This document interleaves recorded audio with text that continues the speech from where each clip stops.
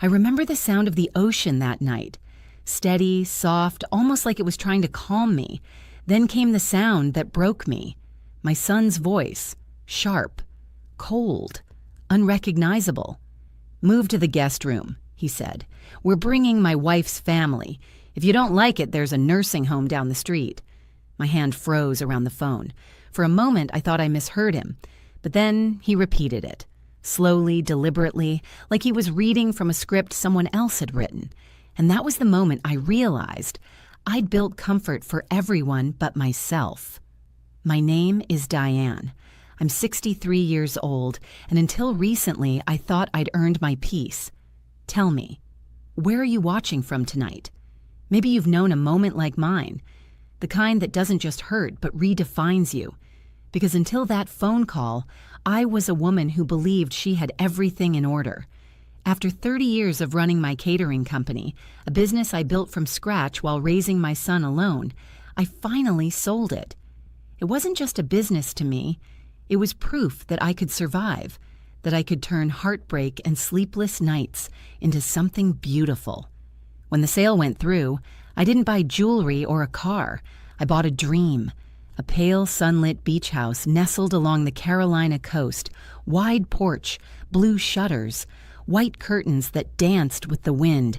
It smelled of salt, lemon polish, and freedom. For the first time in decades, I woke up without alarms, deadlines, or invoices, just waves. I'd sit on the deck with my morning coffee, toes tucked under a blanket, watching the sky turn from pink to gold. I thought that would be the rhythm of the rest of my life, soft, quiet, earned. And then, on the very first night in my new home, the phone rang. "Mom," Jason's voice began, "listen, Melissa's family is coming next week. We'll need the guest rooms." I laughed lightly, assuming he meant to visit for a weekend. "Well, of course, honey. I'll make up the beds. How many days are you staying?" There was silence. Then, "Actually, Mom, we're moving in. Temporarily." The word temporarily hung in the air like smoke. He didn't even pause before adding, "You can move to the guest room for now. It'll be easier for everyone. If not, well, there's a really nice assisted living place down the street. Melissa found it online." My heart stopped. I could almost hear my own breath echoing in the quiet house. "Jason," I said slowly, "this is my home. I just bought it." "I know," he replied impatiently. "But think about it. It's a big house and you're alone. Melissa's parents need somewhere to stay while they finish their renovation. We'll make it work. We'll make it work." That's what people say when they've already decided you don't matter. The conversation blurred after that. His tone was brisk, his words clipped, as though he were speaking to a tenant, not his mother. By the time he hung up, the sea outside my window felt like a stranger, dark and endless. I stood by the window for a long time, the phone still in my hand. The moonlight fell across the glass tabletop, glinting off the champagne I hadn't finished. The bubbles had gone flat. So had everything else. I wanted to scream, to remind him of the nights I worked double shifts so he could go to college, of the birthday cakes I baked when money was tight, of how I clapped for him louder than anyone at his graduation. But I didn't. Instead, I sat down, staring at the pale blue walls and the framed photo of him as a little boy, smiling, frosting on his nose, his small hands gripping a whisk. The ache inside me wasn't anger yet. It was disbelief. Disbelief that the same child who once said, "Mom, when I grow up, I'll buy you a house by the ocean," had just told me to move into the guest room or a nursing home. That night, I didn't sleep. I listened to the waves until dawn, every crash against the shore reminding me that peace can vanish in a single sentence. And as the first streak of sunlight touched the horizon, I whispered to myself, "He doesn't know it yet, but I won't be moving anywhere." Then I picked up my notebook, turned to a clean page, and began to write down a plan. The next morning, I made my coffee the same way I always did. 2 sugars, a splash of cream, and a dash of cinnamon. The ocean shimmered gold beyond the window, but it felt different now. The piece I'd imagined when I bought this house had a crack running through it. I stared at the mug, thinking of all the years it took to get here. I wasn't born into comfort. Everything I have, I built with my own hands, one long day, one burnout night at a time. When I was 32, my husband Robert passed suddenly from a heart attack. Jason was 7. We had savings, but grief doesn't care about numbers. It eats everything: money, energy, laughter. I had to rebuild, not just for me, but for him. So I started small, cooking for church events, baking for neighbors, then catering small weddings. That little spark grew into a business called Diane's Table. For years, it was just me and a handful of loyal employees, women like me, mothers who needed a second chance. We built it from the ground up. And I'll never forget the day I signed my first corporate catering contract. I went home and cried in the pantry, not from exhaustion, but from the shock of making it through. Jason saw it all. He'd help pack pastries after school, deliver trays on weekends. He used to call me Supermom. But something changed when he met Melissa. She was beautiful, smart, and ambitious, the kind of woman who spoke like she was always being recorded. From the beginning, she saw Jason's potential, and I'll admit she pushed him to want more. But she also began to rewrite how he saw me. Suddenly, I wasn't Supermom anymore. I was old-fashioned, too sentimental, too emotional about business. She didn't say those words directly to my face, but I heard them. You always do when you've lived long enough. Over time, Jason stopped visiting for Sunday dinners. He said they were too busy, or that Melissa's parents had invited them over. They started spending holidays elsewhere, at ski resorts, spas, luxury villas. I told myself that's what young people do. They live fast and far away. But deep down, I knew. She didn't just take my son's attention. She took his empathy.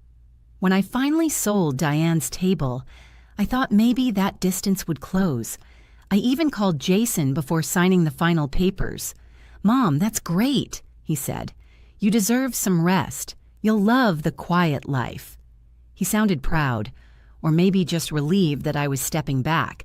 That sale was my clean slate, the culmination of 30 years of sleepless nights, invoices, and burned fingertips from hot pans. It gave me enough to buy my beach house, a symbol of independence, not indulgence. When I walked through those doors for the first time, I thought, this is it. This is my forever peace. White curtains swaying, wooden floors warm under my feet, sea air filling the house like forgiveness. But now, after that call, it all felt tainted. I spent that day in silence, walking from room to room, trying to remind myself that I had earned this, every inch of it. I thought about calling him back, demanding respect, reminding him whose name was on the deed. But anger wouldn't fix this. No, I needed clarity before confrontation. So I made a decision. I wouldn't push them away. Not yet. I'd let them come. Let them move in, take over rooms, rearrange furniture. Because sometimes the only way to see someone clearly is to let them show you who they truly are. I needed to know if the boy I raised was still somewhere inside the man who'd told me to move to the guest room. So that night, I wrote a single line in my notebook under the word plan. Let them think they're in charge, and then remind them whose house this really is. I closed the notebook, tucked it beneath the lamp, and looked out at the ocean. The sun was setting, orange bleeding into the horizon. For the first time, I didn't feel broken. I felt awake. They arrived on a Thursday afternoon. I remember it clearly because the air had that sticky sweetness that comes just before a storm. The ocean was calm, but the sky wasn't, and neither was I. From my porch, I saw their silver SUV crawl up the driveway like it owned the place. The trunk was packed to the brim. Boxes, luggage, plastic tubs labeled Melissa's Decor, and even a folded stroller, though they didn't have children. Jason stepped out first, phone still in his hand, barely looking up. Melissa followed, wearing oversized sunglasses and a white sundress that probably cost more than my first catering van. Behind them came her parents, Arthur and Joyce, walking like they were touring a resort they'd just bought. "Mom!" Jason called, tone cheerful but rehearsed. "We're here!" I smiled, the way mothers do when their hearts are breaking but their faces have to stay polite. "Welcome," I said softly. Melissa kissed my cheek without really touching it. "Oh, Diane, the photos online didn't do this house justice. It's perfect." Her eyes flicked around the porch, the living room beyond. Then she turned to Jason. "See, I told you it had potential." Potential. As if my home were a project. Within hours, boxes were everywhere. Her mother started wiping down surfaces that were already spotless.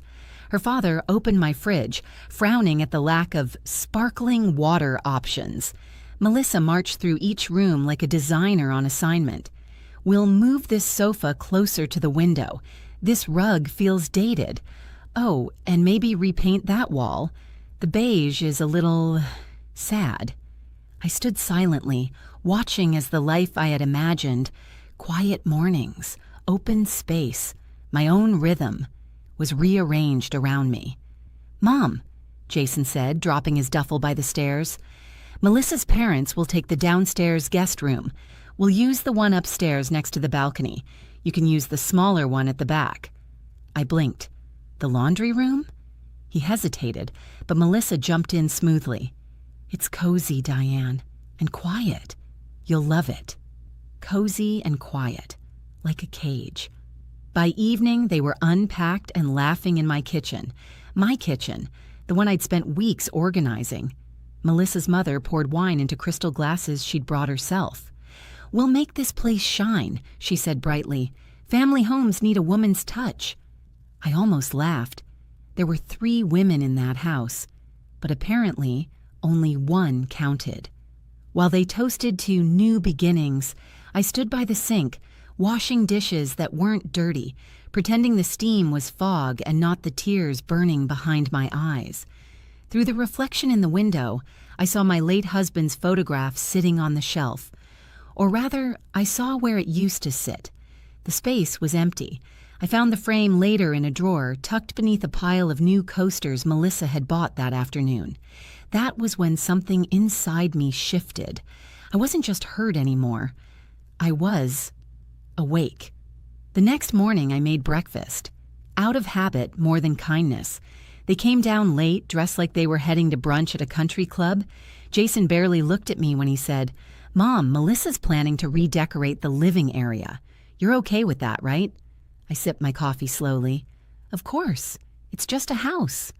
Melissa smiled, satisfied. "Exactly. And a house should evolve, don't you think?" I nodded. It should.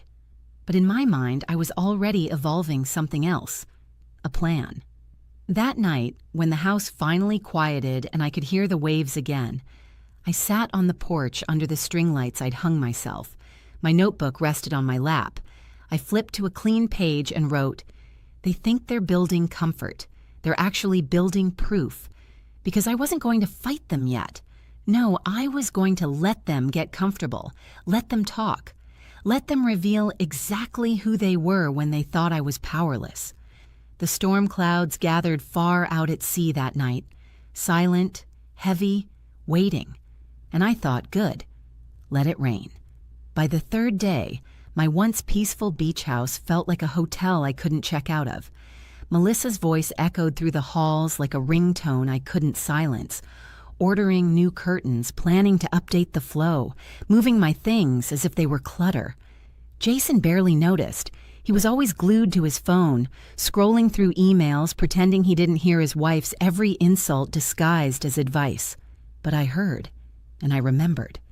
That morning, while Melissa's father complained about the weak Wi-Fi and her mother critiqued my breakfast as a little heavy for coastal living, I smiled politely, then stepped outside with my notebook and my coffee.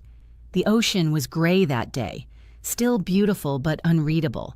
I thought about all the times I'd trusted people to value what I built, employees, clients, even family, and how every time someone eventually tried to take more than they'd earned, this time would be different. I wasn't just going to endure it, I was going to end it. I started small, with a few quiet phone calls. First to my lawyer, Martha, an old friend who'd been with me through every business contract I'd ever signed. She didn't even need me to explain much. "I can hear it in your voice, Diane. What happened?" I told her. Every word. The guest room, the threat, the move-in, the way they talked about my home like it was theirs. There was a pause. Then her voice came back sharp as glass. "They're trying to box you out of your own property. Don't say a word to them, and don't lose your temper. Leave the law to me." Next, I called my financial advisor, a younger woman named Rosa, practical and discreet. She looked over my accounts and told me something that made my stomach drop. "Diane," she said softly, "your son tried to access your investment account last month. He called my office saying he was helping you manage your retirement plan. I didn't grant access, of course, but he was persistent. Persistent." That word rang louder than the waves. It wasn't about the guest room. It wasn't about family visits or space. It was about control, money, ownership. They didn't just want to live in my house. They wanted to own it. That night, I couldn't sleep. The house creaked under the weight of new furniture and false laughter. From the hallway, I heard Melissa's voice. "Jason, your mom doesn't need all this space. If she really loved us, she'd put it in both your names. You're her only son." My chest tightened, but I didn't move. He didn't argue. He just muttered, "We'll talk about it later." That was confirmation enough. I sat up in bed, heart pounding, and opened my notebook again. This time, I didn't write a plan. I wrote a promise. If they want to play house, I'll show them who owns the keys. Over the next few days, I played my part perfectly, smiled when Melissa showed me color samples, nodded when her mother suggested turning my study into a game room. Every time Jason mentioned family ownership, I simply said, "We'll see, dear." Meanwhile, I met with Martha over video call, quietly signing documents to reaffirm that everything, house, savings, and retirement, was in my sole name, with a clause preventing unauthorized transfers. We even added a little surprise. If anyone attempted to access my assets or make claims to my home, the law would automatically flag it as attempted fraud. A quiet storm, indeed. By Friday, they had no idea what I'd done. Jason still walked around barefoot with his coffee, Melissa still bossed everyone, and her parents still lounged like guests at a resort. But when I stood at the window that evening, watching the sun sink behind the ocean, I felt a calm I hadn't felt in days. Because now, for the first time, I wasn't the vulnerable mother being cornered. I was the woman holding every card, and none of them knew it. I looked at the reflection of the family in the window, bustling behind me like they belonged there, and whispered to my own reflection, "He thinks I'm quiet because I'm old. I'm quiet because I'm ready." By Saturday afternoon, the house looked like a showroom version of itself. Melissa had rearranged nearly everything: the sofas, the artwork, even the seashell bowl I'd placed on the coffee table from my very first beach walk. She'd replaced it with a glass sculpture shaped like an anchor. The irony wasn't lost on me, but that morning, I woke up with a clarity that felt like sunrise after a long storm. I brewed coffee, played soft jazz in the background, and told everyone I wanted to host a thank you dinner for the week. Melissa smiled, assuming it was an apology for my earlier stubbornness. Jason looked relieved. They didn't realize that the dinner was my stage, and I was finally ready to perform. The ocean breeze carried through the open windows that evening, cool and golden. I dressed in my pale blue linen dress. The one Robert used to say made my eyes look like water. When I looked in the mirror, I didn't see an old woman being pushed aside. I saw the woman who built Diane's table from nothing, the woman who survived loss, raised a son alone, and turned pain into power. The dining table gleamed, white candles flickering, wine glasses sparkling. The smell of rosemary chicken and lemon butter sauce filled the air. Melissa's mother gasped when she saw the setup. "Diane, this looks like a magazine spread."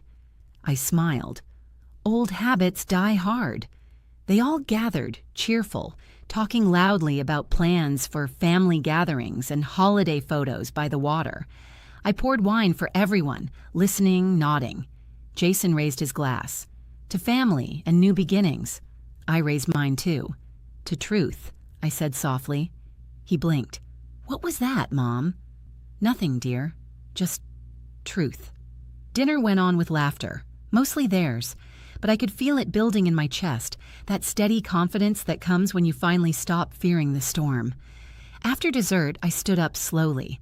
I have a small announcement, I said. Melissa leaned forward eagerly, probably expecting a toast in her honor. Instead, I said, I've sold the house. The room went silent. Even the ocean seemed to pause. Jason's fork froze mid-air. What? I sold it, I repeated calmly, taking a sip of wine. The papers were finalized yesterday. Melissa's face drained of color. You're joking, right? I shook my head. No, dear. I'm moving into a coastal villa community. It's smaller, peaceful, and, oh, here's the best part. No guests allowed for more than 2 nights. Her mother's wine glass slipped, shattering against the table. Jason finally found his voice. Mom, this doesn't make sense. You just bought this place. I did, I said gently, and now I'm done with it. I leaned forward, my voice low but firm. You see, I realized something this week. A house isn't peace when the people inside it treat you like an inconvenience. Melissa's lips trembled. You can't just sell it. We moved everything here. Our things. Oh, I made sure to exclude those, I interrupted. They're still yours, but the new owners, well, they'd prefer the property vacated by next Friday. Jason's face turned pale. Next Friday? Yes, I said, smiling faintly. They were very understanding when I told them I might have family who overstayed their welcome. Melissa's father finally spoke, his voice tight. This is outrageous. I looked at him evenly. What's outrageous is assuming someone else's home was yours to claim.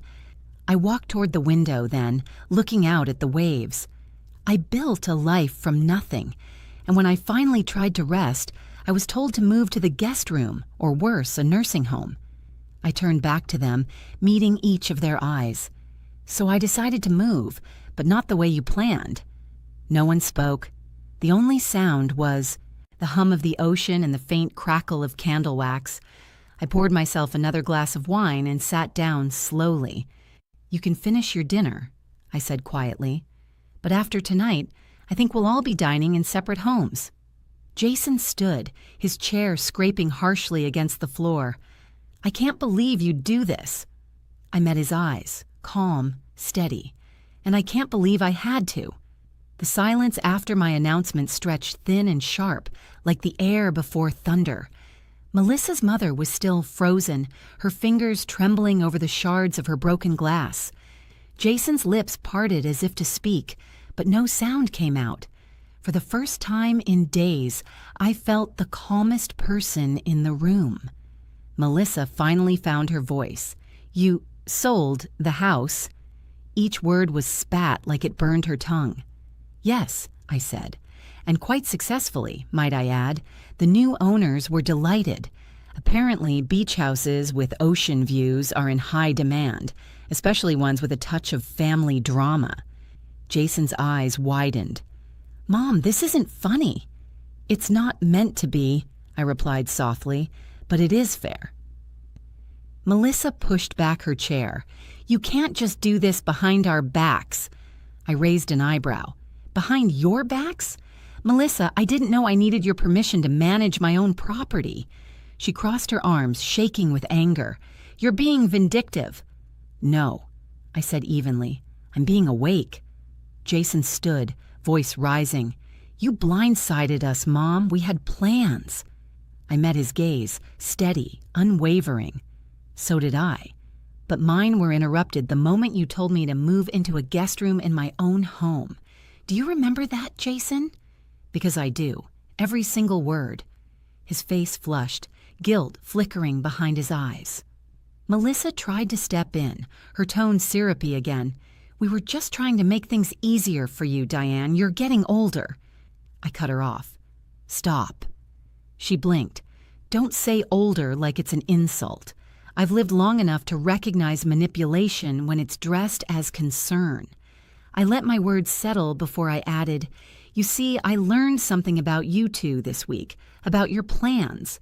Would you like to hear what they were? Jason's jaw tightened. Mom, please. No, I said, my voice firm now. You'll want to listen, because I have the recordings.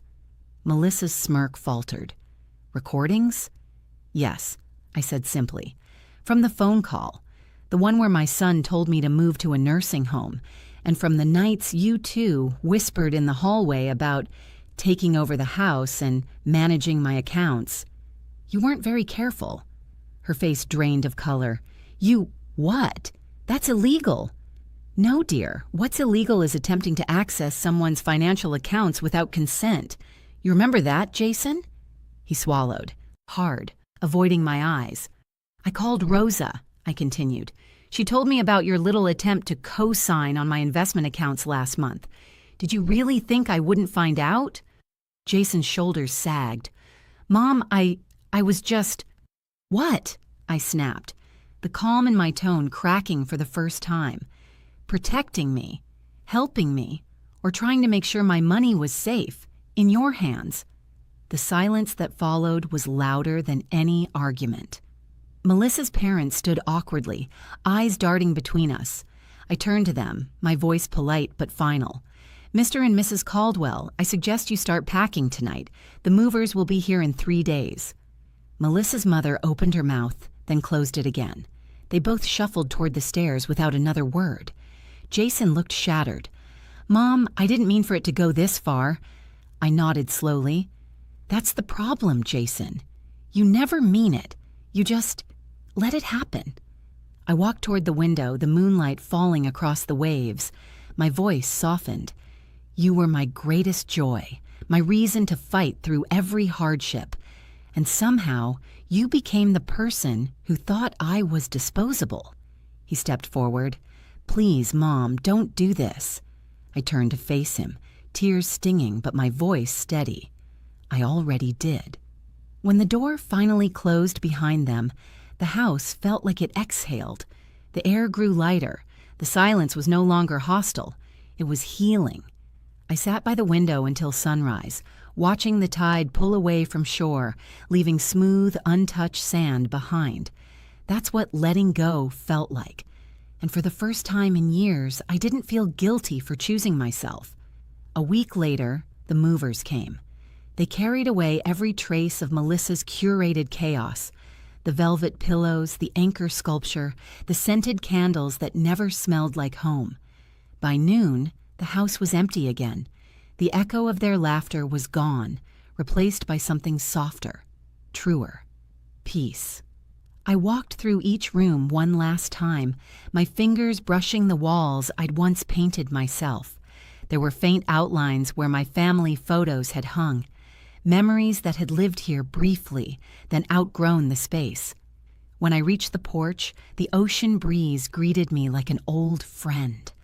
I closed my eyes and let it wash over me, cleansing everything that week had stained. The house wasn't mine anymore, but my freedom was.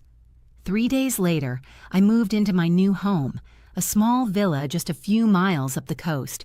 2 bedrooms, whitewashed walls, a wraparound balcony that looked straight out to the sea. No noise, no tension, no one telling me where I belonged. I furnished it simply. A wicker chair by the window, my husband's photo back on the mantel, my mother's old quilt folded at the foot of my bed. Every item was placed with purpose. Every corner whispered mine. The community was quiet. Mostly women my age, some widowed, some divorced, all survivors of one story or another.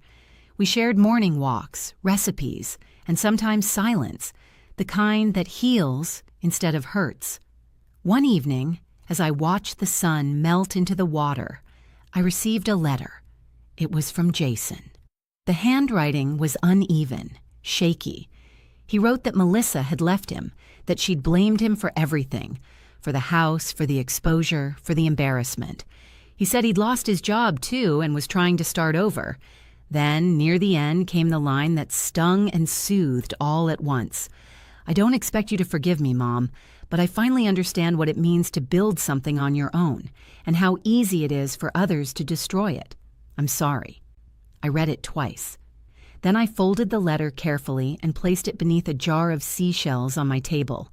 Not to forget, but to remember that forgiveness doesn't always need to be spoken. It can live quietly, like low tide pulling back from the shore. That night, I poured myself a glass of wine and stepped out onto the balcony. The horizon was painted in streaks of gold and lavender. The world was calm again, and so was I. I thought of all the versions of myself that had existed before this moment. The tired widow, the overworked business owner, the lonely mother hoping for love in return. And now, this one, the woman who finally chose herself without apology. A seagull soared across the waves, catching the last light of the day. I smiled. Some people think starting over is something that happens in your 30s, when the world still calls you young. But I've learned, sometimes it happens at 63, after a phone call that breaks your heart wide open and shows you where the cracks were hiding all along. I sat down and opened my notebook one last time. On the final page, under all the plans and scribbled notes, I wrote just one line. They wanted me to move out of my own home. Instead, I moved out of their control. I closed the book and set it beside my glass. The sky deepened into orange fire, then dusky blue, and as the first stars blinked above the water, I whispered to the waves, "Thank you for teaching me that peace isn't found in a house. It's found in a boundary, and the courage to keep it." The ocean rolled softly below, and for the first time in a long time, I felt like it was applauding. Not for revenge, not for victory, but for freedom.